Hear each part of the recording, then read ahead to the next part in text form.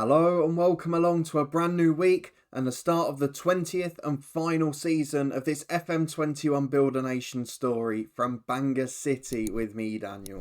Today we are back to play our first Champions League game, that one away at Ajax as you can see, and you might be able to catch a glance from the top right of the screen.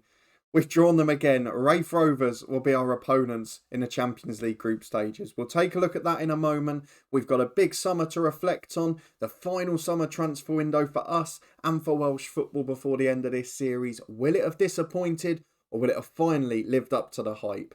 To find out and see which sides have got into Europe and how they're expected to get on in their groups, please do chuck a thumbs up on the video. Thank you so much for sticking along with this series. It's been great fun. I've absolutely loved it. And if you want to stay up to date with the final year, please do subscribe down below and turn that notification bell on. Keep your eyes peeled at weekends as well. We're going to have announcements for FM22, channel updates and much more. And there's also the return of Review the 92 this week as well. But of course, we've got a lot to get through today. So let's start, before we get into any of the results, any of the European form, with a transfer window. Because that was the thing we were most looking forward to. Maybe not so much for us, because we're largely relying on sort of players that have come through the academy or some of the younger players we've brought in who are now reaching their peak. However, we needed a big summer from Welsh football. Let's see if we've got it on both fronts. So we'll start with ourselves. We have had, I would say, a relatively quiet window. A few things that I didn't really want to happen, which were enforced, but we have managed to sign quite well, considering we've spent no money, which is the perfect end to the window, really. There's nothing at the end of last year, so this is all we've really got for our final summer. Actually, it's consisted of sales. So the first one, Ludomir Srom, is the big one. He's in the middle. He's gone to Brentford for £14 million. He was back up to the backup team at the end of last year. And let's be fair to him. He's been a good servant. He deserves an opportunity. And he's gone and got that now. We have had to be careful with some of these players, of course, because we need to keep our homegrown quota high enough for the Champions League. Long term, it won't be a problem because there's loads of under-21 academy players in the squad. But he was part of that. He's a brilliant player, played over 105 league games. He scored 1 in 4 actually as well, which is a fantastic record. Something that's probably gone a little bit under the radar in his time here. But a fabulous player, he deserves his chance. And he's earning massive money in the Championship, so fair play to the kid. Harvey Lloyd was another one. Different sort of situation that. He was unhappy, he'd asked for a new challenge. He's 30 years of age. He's just going over the hill now. Again, was struggling to get into our backup team at times last year. Only 2-star ability by our standards. And when Borussia Mönchengladbach came in for £3 million and offered him a massive chance to increase his wages, we only felt it was fair. But a real stalwart of the club. 220 appearances, 25 goals in the league, many crucial performances in Europe. And probably, of the players that weren't our academy ones that we've brought in, maybe one of the longest first 11 reigns we've had. I think all the way from when he came in up to maybe the season before last when Odell came in. So yeah, he's had 11 seasons as first choice. He deserves a huge amount of credit for what he's achieved. Harvey Lloyd, definitely a legend of the club. Certainly in my eyes, even if not on the icons page. Gwyn Morgan was the other one. We did really well to get over £5 million for him. A youth intake star of many years ago. Had a loan at TNS, of course, and came back here. Has played nearly 200 league games in his 2 spells. Been a really good player, but again, was just slipping down the radar. Wasn't really good enough to be a backup left back if we want to challenge for a trophy in Europe. And we had to let him go. So he's going to get a massive wage increase. He's made us a good sum of money. And at 28, he's probably not going to get any better. Just a shame, really, that none of these players got an offer from a TNS or a Barry, who have both got a 2.5-star reputation now. But one of those things, and probably gives you a slight hint into what's happened this summer. The other 3, all youngsters that have gone on loan or permanently to other clubs in the league. But let's have a look at the 4 players that have come in. 2 of them you will know very well. Jason Odell from Tottenham. He, of course, was here on loan. We couldn't find a top-class holding midfielder. I tried. The only one available was Pickford, who we've looked at before. They wanted, I think, 50-something million, and he wanted 80 grand a week, which just isn't possible for a club like Bangor City. So he is the one who's going to come in instead Odell, and he'll play alongside Mubarak Whelan, depending on how we lay out the shape.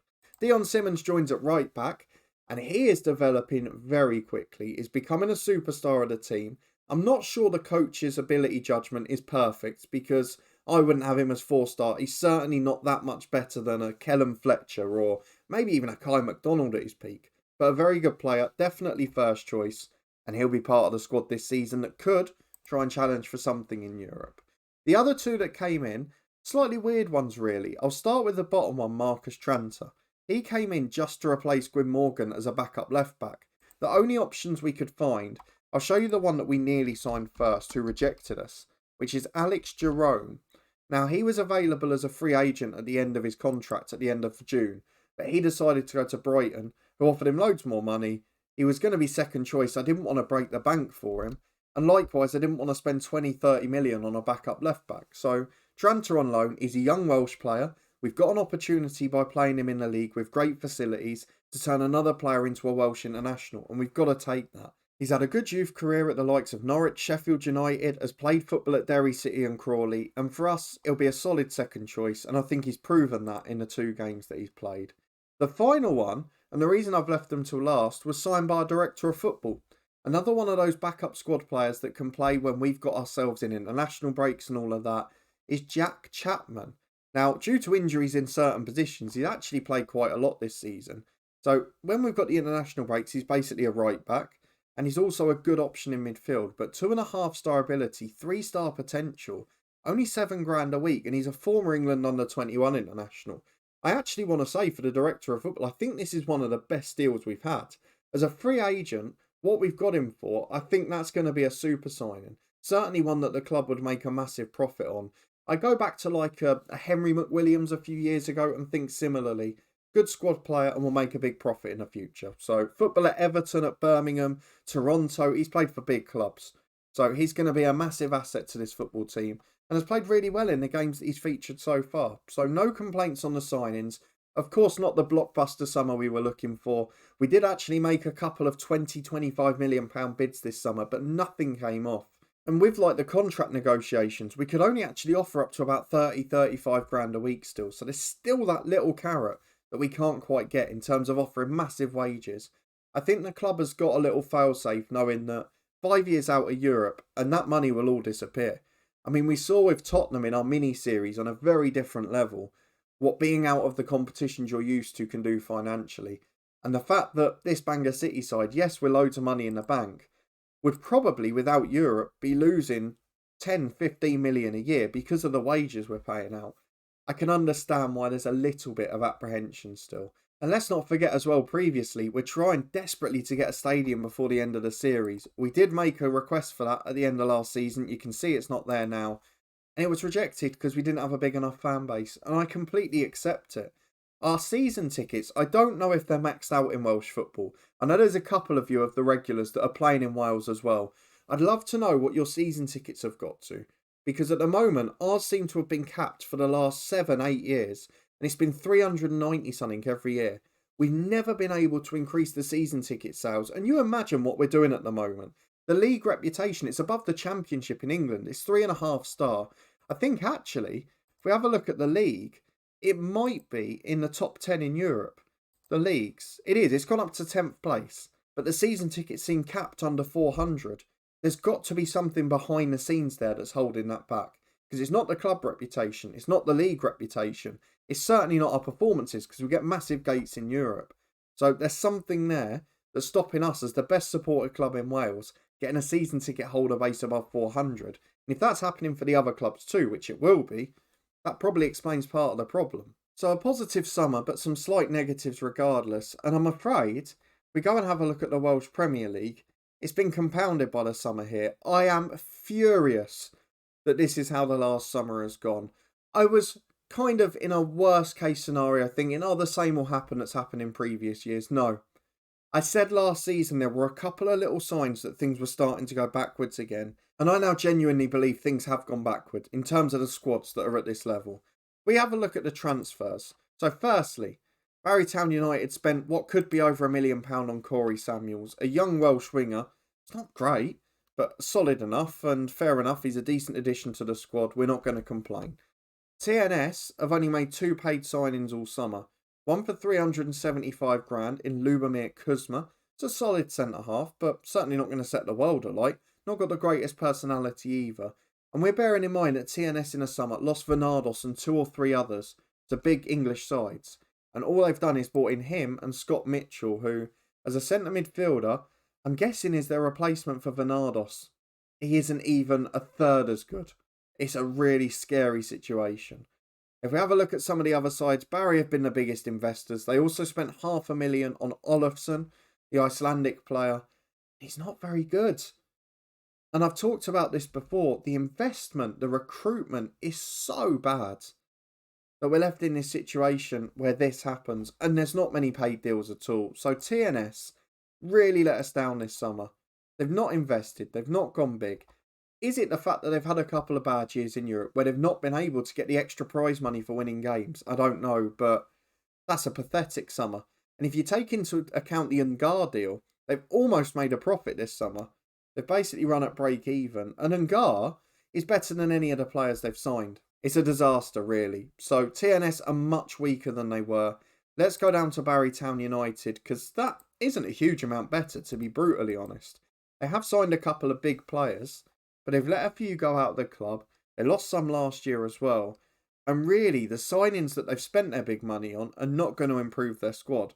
It's terribly frustrating, but not as frustrating as what's happened at Colwyn Bay, who in the last few years have normally been the ones to save us. 2 deals worth £10,000, one on a loan, one on a permanent from Aberystwyth. Again, made a profit in the transfer window, sold a couple of first team squad players. They have brought in some free agents from the likes of Bristol Rovers in Ellis Edwards, who actually is a very good player, I will give him that. And also in Aaron Johnson from Barnsley, who, let's be honest, is a very average goalkeeper, albeit has started very well for them. So not the improvement we were looking for the big 20th season, for the big final push. There just seems to be a real limit and cap on where this league can go, where its fan bases can go, and what can happen in the transfer window. If we have a look at our schedule just to see what results we've had, we did drop 2 points in the league against Barry, who are probably the best of the rest now, having finished second last year. And that's another thing, isn't it? Despite TNS having that top European football for years, they bottled it in the league and finished behind Barrytown United. For us though, a 9-1 win at home to Connors Quay started it off in the League Cup. They've been another disappointment in the save too, started as champions, barely seen top tier football. 4 for Gordon, 1 for Odell, 1 for Walters and Tom Jones, and 2 for that man Nathan Roberts. If any of you take over this series at the end of the year, let me know what he looks like in 10 years, because he is a super talent. We won 4-2 at Swansea University. It was 3 goals for Kian Bulkley and 1 for Bojan Kvara. A 7-2 win at home to Cardiff Met Uni. 1 for Nenov, 1 for Reddy, 3 for Kvara, and then 1 each for Roberts and Walters. We followed that up with a 7-0 victory against Kefan Druids. First clean sheet of the season. 4 for Kian Bulkley, 1 for Kvara, an own goal in Marcus Reddy. The 2-2 draw against Barry was really disappointing. We actually nearly lost the game. Kian Bulkley saved it late on. Nathan Roberts had opened the scoring. A 1-1 draw followed by a penalties victory against Dundee United reserves in the SPFL Trust Trophy. You can see from the lineup we had loads of players on international duty. Lloyd Gordon was the one who got our goal, but we were quite fortunate in the end, to be honest. A 7-0 win against Carmarthen as we look in better defensive form in the last week or two. 2 for Gordon, 2 for Kian Bulkley, and 1 each for Bulkley, Fletcher and Nathan Roberts. Kyo Bulkley, that was with 1. And then a 2-0 win against Colwyn Bay at the weekend. Full rotation ahead of the Champions League starting. And Hector Leon scored the second after Lloyd Gordon had opened the scoring. What you can see from here though is almost bad news for us, because we were hoping for a really tough Champions League group, finishing third and having a run at the Europa League. We're now going to be in the Champions League and be a victim of our own success. So no European trophy looks likely this season, but the thing that I am pushing for now is, can we get to a Champions League quarter final? That will be our history to finish on. We'll see if we can achieve it. But Ajax, Wraith and RB Salzburg, probably one of the most pleasant groups we could have asked for. We've had our troubles with Wraith in recent years, haven't we? Let's have a quick look at the other Welsh sides in Europe before we head into our Ajax match. We'll start with Barrytown United, who finished second and haven't yet won a league game this season, neither have Colwyn Bay. Barrytown United, though, they had a Champions League qualifier against AC Milan, and they go into the Europa League, Barrytown United. However, they've had a decent group. OHL, they've got to finish above, really, from Belgium. They're not a great side. Linfield, winnable games, and also they've drawn PSV, which Not a good game, but possibly could get a draw out of somewhere. They're out of the SPFL Trust Trophy at the first attempt too, so Barrytown United going backwards. TNS finished third, they were into Europa League qualifying, they lost heavily to AZ Alkmaar, they now drop into the Europa Conference, where they will play Bate Borisov, Lugano and Academia. Now, I would argue that this is a great opportunity for TNS. I think they can top that group. They should really be at least second in the group, and hopefully they can go on a run in Europa Conference and just rebuild their coefficient after the last couple of years. We've managed to give them a Tate for another season. He's their star player now. He's a standout by a million miles, and he actually looks a very good player. So if that can continue to happen, maybe there's more positives to come. And that's why I was hoping that someone like maybe a Gwyn Morgan would have gone back on loan there. Fourth up, Colwyn Bay. They were the other side in Europe. They did really, really well. They deserve credit. They got 3 qualifiers out the way, albeit winning the last one against Admira Vaca on penalties. But they are now in a Europa Conference group featuring Sheffield United, not ideal, but then TSC of Serbia and Bredablik of Iceland. They've got a chance to finish second again. So I'm hoping that we can get 4 sides in Europe after Christmas. Cardiff Met Uni did slightly better than last year. If I go and quickly show you their results, they beat Shamrock Rovers on penalties over 2 legs and lost narrowly to AGF in the 4th qualifier. They did get a result at home though to boost the coefficient. You can see from the start of the season, because most teams have lost in qualifying, we're in really poor shape. We're on 2.0 for the year. We've got Austria to catch, and I don't really see how it happens. So, going to be a lot of reliance on us and other sides doing well. We'll see as the season progresses. A big transfer special, unfortunately not the summer we were hoping for across Welsh football, and a chance to start righting the wrongs in this coefficient. So we're going to make the changes from the weekend games. We're going to go and have a look at what the assistants picked. I'll be back in a minute to run through the 11 and head into our first European game of the season. Okay, this is the lineup we've gone for. We've got 2 players that are unhappy because of the summer not selling them. Those Mubarak Whelan and Kellen Fletcher. We've got, unfortunately, Bojan Kvara out injured, which is a massive loss for this game. We're going to be playing Kian Bulkley, who is now 4-star ability and one of our best players at the club up front. He is now worth £18 million. We did get him a new deal, which got his release clause up to £24 million. That worked for the summer, but now he's an official wonder kid. He's a superstar. And what we need is to get him a new deal before January that either gets rid of that or puts it up significantly. The rest of the lineup, though, Simancas between the sticks. We've got Simmons and Fletcher at fullback with Briones and Jennings at centre-half. Whelan taking up the holding role, which worked so well in Europe last year. We've also got Reddy in instead of Gomez Garcia, the slightly more defensive option, with Reyes and Bulkley making up the rest of the diamond. Then Kian Bulkley and Lloyd Gordon up front. Lloyd Gordon's found form this year, but he's no Bojan Kvara. We need a big night tonight, maybe a counter-attacking victory, and then we can focus on the rest of the group. Nathan Roberts on the bench, still massively improving among a whole host of others. He's going to be the best player this club's ever produced, so make sure you let me know when you continue the series how he gets on. Into the first half we go though, a massive game at Ajax. If we can get the win here, we can get on the roll in the group stage. It could be another group topping performance. Well, here we go. No recognisable names, I don't think, in the Ajax side. Just looking on the bench, we're 20 years in, so there's not going to be any real players. It's just whether or not they've got any superstars that have crossed paths with us before. Doesn't look like it. So let's go and get into the first game. Kyo Bulkley has had an injury as well. He's just coming back to fitness, so probably won't do the full game. We've just got to hope. If we can get a positive result here, I'd fancy us to win the group, because I'd say this away and Wraith away, the 2 toughest games.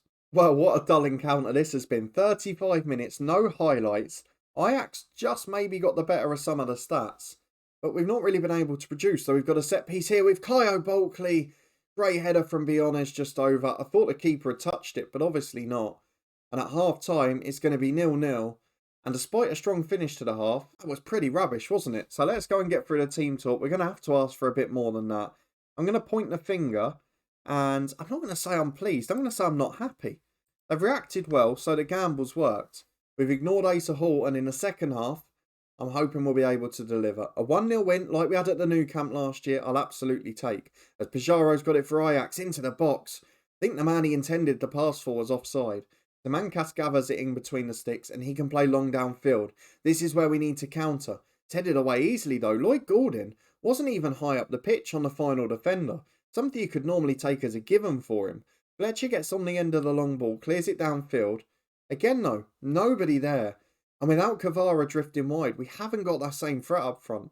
I think we're going to have to make a change. As Simmons heads the ball away to Goulding. This is more like it. Turns one man. Got a chance to play in. Kean Bulkley. Oh, it's straight at the keeper.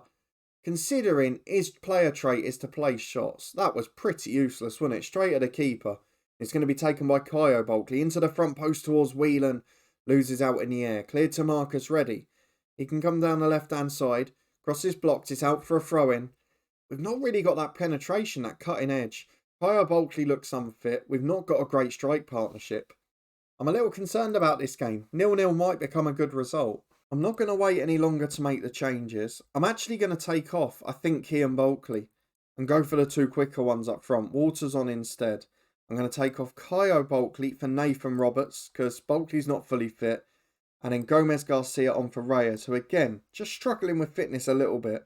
And you can see the impact of those two players being unhappy. It's affecting their performance. Just over 10 minutes to go and it's Ajax who are on the front foot with a set piece. Not been much in this game. It would be devastating if we lost it, but we might well do that. Larson into Adas. Oh, smashes the near post. It falls back into Larson.